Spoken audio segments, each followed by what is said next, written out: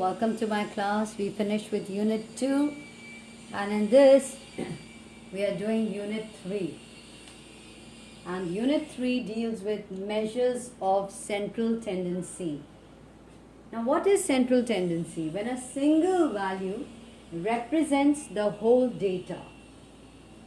Well, sometimes it's referred to as an average, the central value or the average.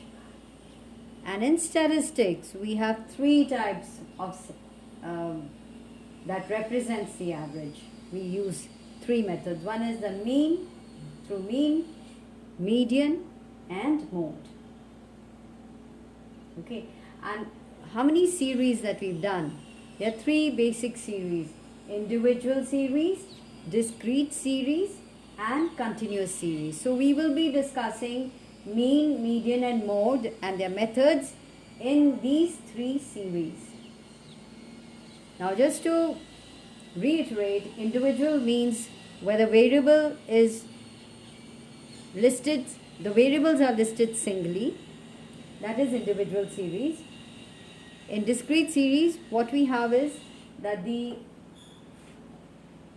variable is shown as how many times it has occurred with the help of a frequency. We tally bar them and that's how it determines. And continuous series is where we group the variables, especially when we want to show fraction values. Then we use the continuous series, which we've done all of this in the previous classes.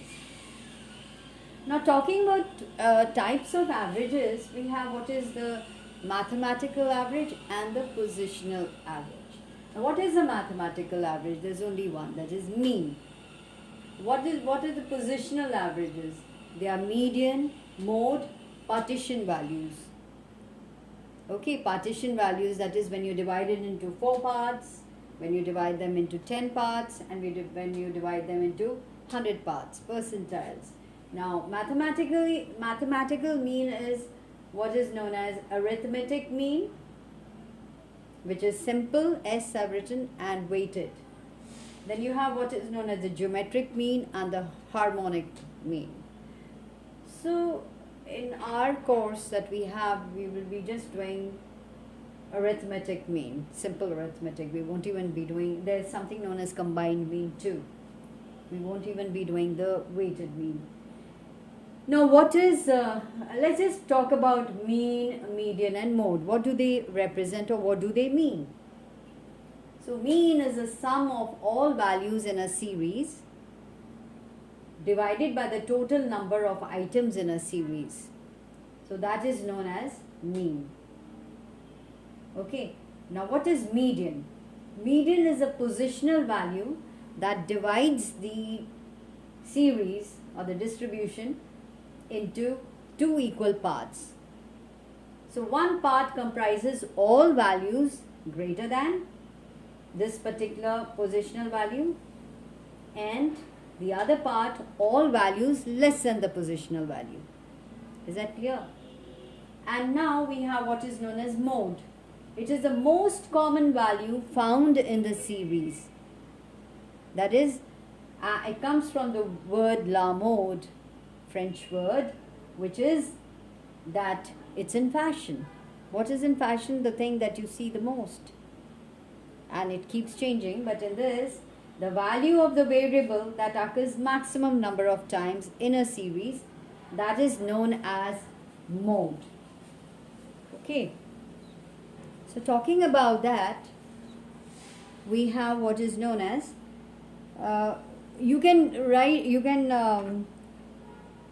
think about this like according to Croxton and Cowden, there's a definition given that an average is a single value within the range of the data that is used to represent all of the values in the series.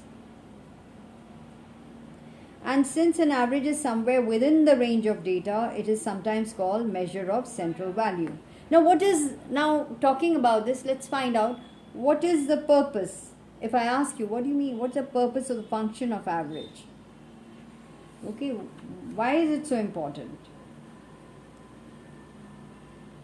So according to Moroni, again a definition, The purpose of an average is brief and simple representation of a group of individual values so that the brain may quickly grasp the general basis of the units of the group.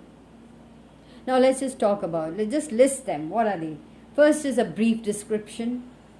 The main purpose of the average is to present a brief description of the principal features of the raw data. That's so that they can be easily understood. And then averages help in comparison, making comparisons of different sets of data. For example, we want to know the per capita income of India with the per capita income of Pakistan or China, whatever. Then you have formulation of policies. Averages help in formulation of policies. For example, if we find that the per capita per annum income is 90,000 rupees, so it is very much less compared when we compare it with the other countries of the world. So the government should focus on such economic policies which are likely to increase the per capita income of the people. But in this, the government should make it very clear that the progress is wide and not wide in the sense everybody gets a share in that, the national income. Okay, but that's beyond it. We are just talking about what are the purpose or the functions of averages. So let's not just go into the normative of it as yet.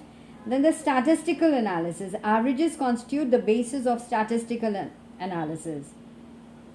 For example, if one knows the average mark secured by the students of a class in their different subjects, one can easily analyze a subject in which the students are weak and they can spend more time in those subjects. So once again, as we pointed out, it's a central value, it is one value for all. So conclusions can be drawn easily in respect of the universe as a whole. So talking about this, also let's just wrap it up by saying that what are the essentials of a good average? It should be clear and stable definition, so that we know what we are trying to say. It should be representative. It should be based on all the observation of the series, and if you're doing that, it is certainly mean. Simplicity is another essential feature of a good average, so that it can be easily worked out. Then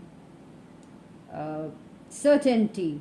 A good average must be certain in character. Only then an average value can be used as a basis of statistical analysis. So, and when you're talking about an average, it's good to have an absolute number. And again, a good average should be capable of further mathematical or average algebraic treatment. Okay. And again, one more thing, an average of a series should be least affected by a change in the sample on which the average is based. So having said that, just wrap it up. Once again, let me just tell you that measures of central tendency, it's a single value that represents the whole data. Then talking about types of averages, one's mathematical, that is mean, positional, that is median and mode. Then we'll be doing it in all the series, individual, discrete and continuous. Mean is again sum of all values in a series divided by the total number of items. I've given you a small formula, that is sigma x, that is x at variable 1 plus variable 2 and n number of variables divided by n, that is total number in the series.